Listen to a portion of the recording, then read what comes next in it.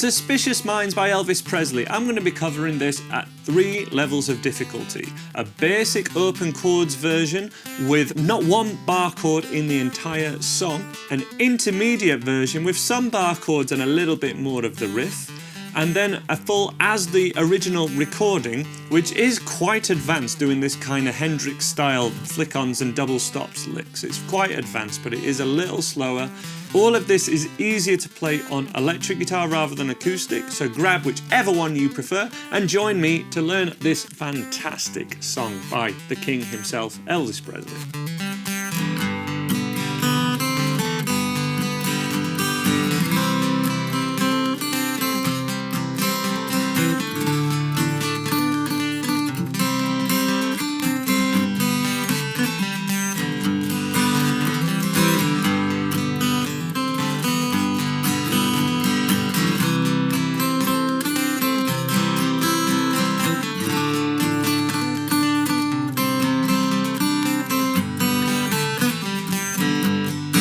The basic chords are a G major chord, a C major chord, and a D major chord for all the verses. We do have a B minor chord that occurs quite a lot in this song, and we can play a B minor 7 to be able to do that B minor chord without needing to bar. If you can play a B minor chord as a 2nd fret bar, basically the A minor chord, but from the 2nd fret, and you can go for that, absolute personal choice. The other chord we have in this song is an E minor chord, and that's pretty much all the chords that's going to get us through all the song. The basic way to play that would just be with a basic strumming pattern and just sticking to those basic chords. So maybe something like down, down, down, up would really work for, I think, all this song, apart from where it kind of breaks down and goes to slow ballad time. We'll talk about that in a sec. But to give you an example of a beginner-friendly version of this song, down, down, down, up, C major, down, up, down, up, down, down, down, up, down, up, D major,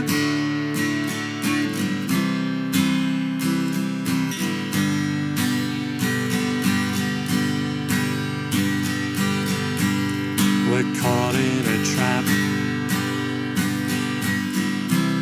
I can't walk out because I love you too much, baby. Now when that repeats, when we don't believe a word I say,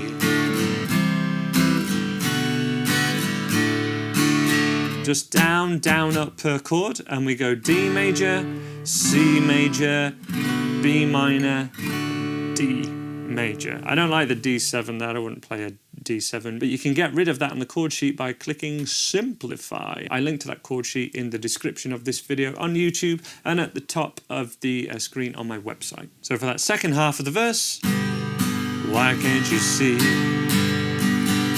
Remember to do that lift on the last up strum. What you doing to me? Here is another example. When you don't believe, and then the quicker changes.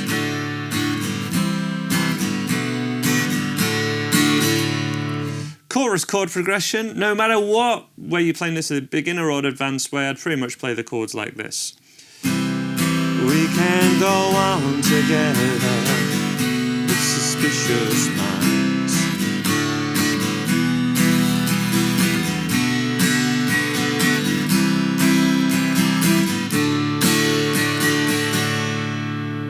And that gets us through most of the song. I will cover the breakdown section in a second, but let's cover this second level, because this is where it gets interesting. What can we add to make this a little closer? Really using his inspiration here are those live versions from the Vegas years, where they played it so much faster than the original recording, and by the end, you know, the King's doing all this karate stuff, and he's doing his moves on stage, and the band's really going hell for leather. So what we can do there is play a standard G major chord, but with fingers 2, 3 and 4 only, leaving this first finger free to do this kind of Rolling Stones riff. And that's how we can do the live version of the riff.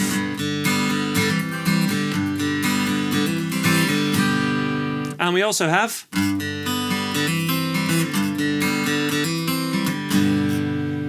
little bit closer to how they played it live. We can still do all the basic chords as we did before, just when we get to that G chord.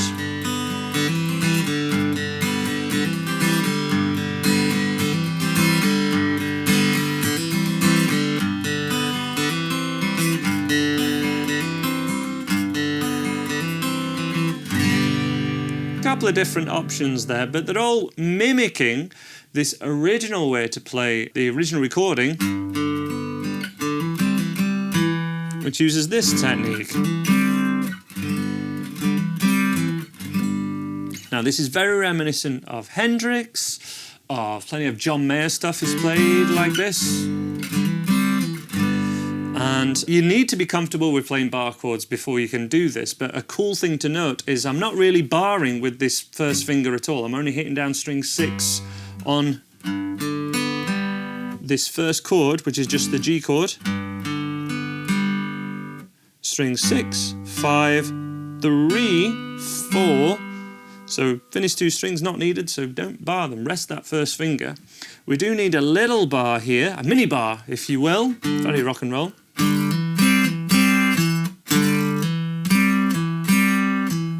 Now what we're doing here is hitting just pairs of notes called double stops. 2 notes together, we call them double stops in guitar land.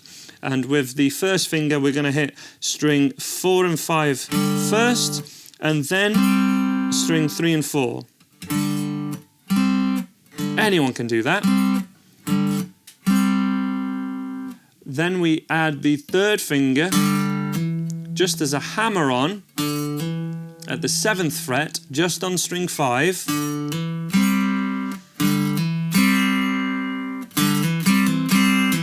And every time we hit that 7th fret with a 3rd finger, it's a hammer on. You don't need to pick it.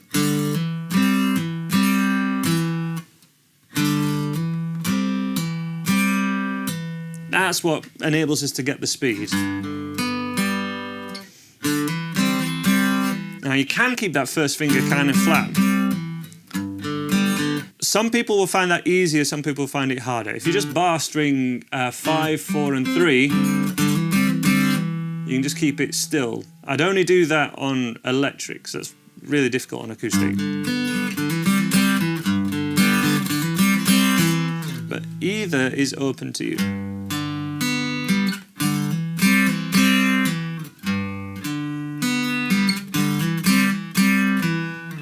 Once you've got that, and even if you haven't 100% got it yet, try the same thing up, starting from a C chord at the 8th fret, because it's the same move, and it's probably easier at the C here, especially on electric guitar because your frets are closer together. It's going to be very difficult to do this up high if you haven't got a cutaway on your acoustic, but on electrics you should be fine. So C chord, 8th fret, and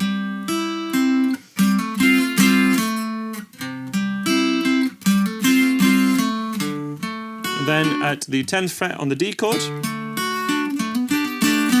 just once.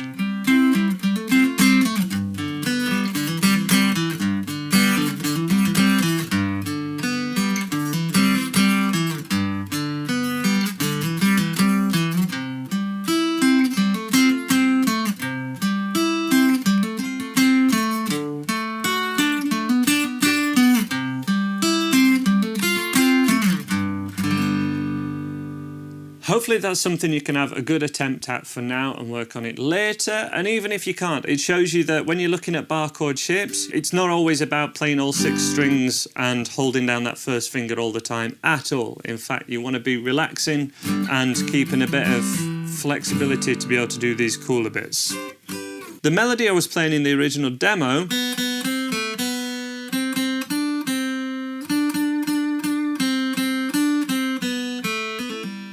that's just the G major scale, and what you can have a play with there is try and play that with open chords at the same time.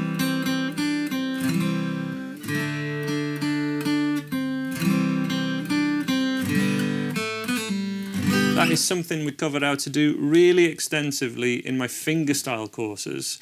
Even though we're using a pick here, it's the same technique.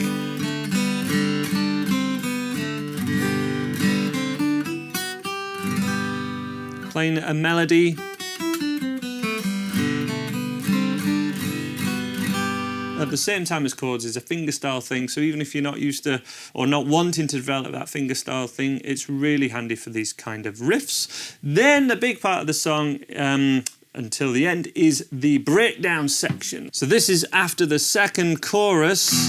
And we can build our dreams on suspicious minds. If you don't want to do that B chord, just do a B7. A B7, when you're not in the key of B, is always the best way of playing a B. So especially in the key of G, if you see a B chord and don't want to play a B bar chord, like that, play a B7. And then we go to this triplet time. 1 and 2 and 3 and 4 and I'd think about that as 12/8 rather than 3/4 time. Just 1 and 2 and 3 and 4 and we still actually have 4 beats in the bar there. So that'd be 12/8. Oh, let our love survive. I'll dry the tears from your eyes. Let's not let a good thing die, honey. You know I never, ever lied to you.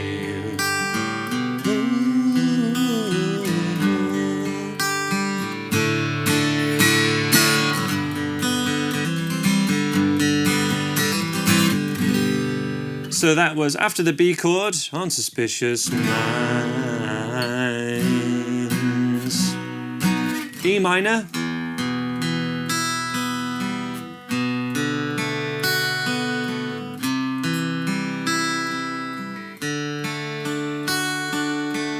All we're doing with the picking pattern there is going from the root note down 3 strings and then up physically higher 3 strings. So down 3, 1 and 2 and root note on the B, and 4 and 1 and 2 and D, and 4 and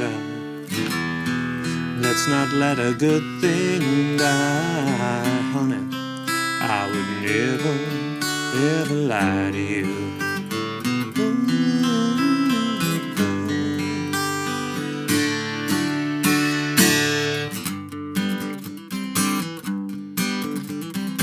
That's how to play Suspicious Minds. Thank you so much for watching. Check out these Elvis videos that I would recommend for you guys if you've liked this tutorial, and you'll find more info about my courses all on my website, andyguitar.co.uk. We've got loads of stuff for intermediate and advanced acoustic and electric guitar players. So if you want to really take your playing forward and be able to do your own versions of all these wonderful songs and come up with your own, check out those courses, and I hope to see you over there.